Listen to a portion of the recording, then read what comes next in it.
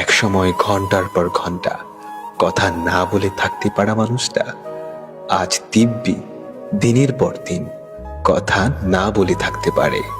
আমাদের প্রিয় মানুষগুলোর মনটা বড্ড বেশি অদ্ভুত, অথচ একটা সময় তার নাকি মনে হয়েছিল আমি ছাড়া তার আর আপন কেউ নেই। এই পৃথিবীর নিয়মগুলো বড্ড বেশি অদ্ভুত। আজ যাকে তুমি তোমার জীবনে সবচেয়ে বেশি ভালোবাসো, একটা সময় পর সে ভালোবাসার মানুষটাই তোমার জীবনে বড্ড বেশি দুঃখের কারণ হয়ে দাঁড়াবে।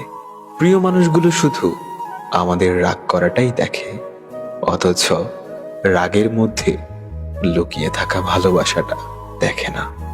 ভালো যদি নাই বা বাসতে পারো, তবে মিথ্যে প্রতিশ্রুতি দেওয়ার চেয়ে কাউকে সরাসরি ফিরিয়ে দেওয়াটাই ভালো। মিথ্যে প্রতিশ্রুতি কারো মনকে কাঁচের গ্লাসের মতো চুরমার করে দেয়। তোমার দেওয়া কষ্টে এক বিন্দু অশ্রু যখন চোখ বেয়ে গড়িয়ে পড়ে, সেই অশ্রুর ফোঁটাটিও শুধু তোমার কথা বলে। মনের ভাষাটা বোঝো না তুমি, হয়তো শুধু মুখে বলি তাই। তোমার দেওয়া হাজারটা আঘাতের পরেও শুধু তোমায় ভালোবেসে যায়। যে মানুষটা অল্পতেই খুশি হয়, আবার সেই মানুষটাই খুব অল্প আঘাতে অনেক বেশি কষ্ট পায়। তোমায় কিছু কথা বলার বাকি ছিল, আর হয়তো কোনোদিন তোমায় তা বলা হবে না।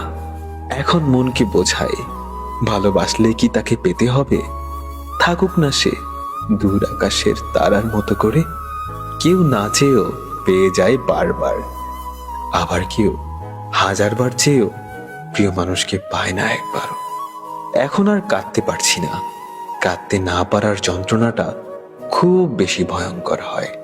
হয়তো তোমায় পাবো, এই আশাটা নিয়ে এখনো আমি অপেক্ষায় থাকি।